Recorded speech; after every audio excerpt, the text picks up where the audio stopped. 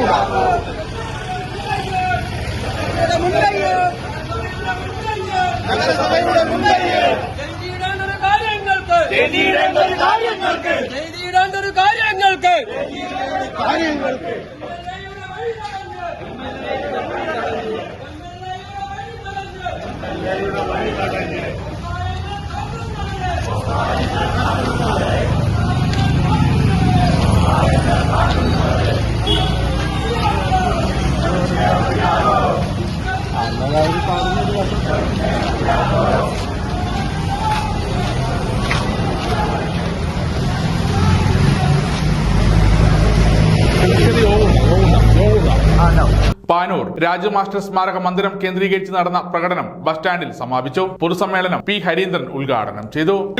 അതിന് മുൻകൈ എടുക്കണ്ടേ? എന്തുകൊണ്ടാണ് കോൺഗ്രസിന്റെ നേതൃത്വം പ്രതികരിക്കാത്തത്? എന്തുകൊണ്ടാണ് BJPയുടെ നേതൃത്വവും മുസ്ലിം ലീഗ് നേതൃത്വവും പ്രതികരിക്കാത്തത്?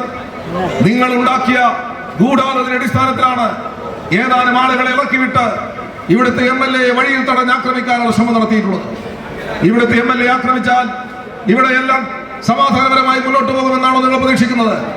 ഇവിടുത്തെ ജനങ്ങൾ MLA ആക്കിയിട്ടുണ്ടെങ്കിൽ ആ MLA സംരക്ഷിക്കാനും ആ MLAയുടെ ശരീരത്തിൽ ഒരു നുള്ളു മണ്ണിവാരി പോലും ഇടാൻ ധൈര്യം കിട്ടാത്ത രീതിയിൽ ഇതിനെ പ്രതിരോധിക്കാൻ ശേഷിയുള്ളതാണ് ഇവിടുത്തെ ഇടതുപക്ഷ ജനാധിപത്യ മുന്നണി എന്ന MLAക്കെതിരായി കാര്യങ്ങളെ തിരിച്ചുവിടാൻ ശ്രമിക്കുന്നവർ മനസ്സിലാക്കണമെന്നാണ് ഞങ്ങൾ പറയുന്നത്.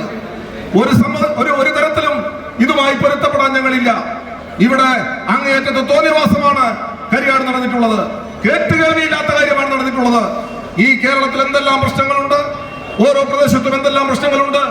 ആ പ്രശ്നത്തിന്റെ അടിസ്ഥാനത്തിൽ പ്രദേശത്തെ MLAക്കെതിരായി കയ്യേറ്റം ചെയ്യാൻ, വഴിയിൽ തടയാൻ ഏതെങ്കിലും രാഷ്ട്രീയ പാർട്ടികൾ തയ്യാറായിട്ടുണ്ടോ? അങ്ങനെ ഒരു കീഴ്വഴക്കമുണ്ടോ ഈ നാട്ടിൽ? എന്താണ് ഈ കരിയാട് നടന്നിട്ടുള്ളത്? K. കുഞ്ഞബ്ദുള്ള അധ്യക്ഷത വഹിച്ചു. A. Pradeepan, PK Praveen, Santhosh V. Kariyad എന്നിവർ സംസാരിച്ചു. ചടങ്ങിന് രവീന്ദ്രൻ കുന്നോത്ത് സ്വാഗതം പറഞ്ഞു. കരിയാട് പുതുശ്ശേരി മുഖ്യ കേന്ദ്രീകരിച്ച് നടന്ന പ്രകടനം നമ്പ്യാസ് UP സ്കൂൾ പരിസരത്ത് സമാപിച്ചു. MTK ബാബു ഉദ്ഘാടനം ചെയ്തു. KP ചന്ദ്രൻ അധ്യക്ഷത വഹിച്ചു. PK Rajan, M. സുകുമാരൻ എന്നിവർ സംസാരിച്ചു. സമഗ്ര ന്യൂസ് പാനൂർ.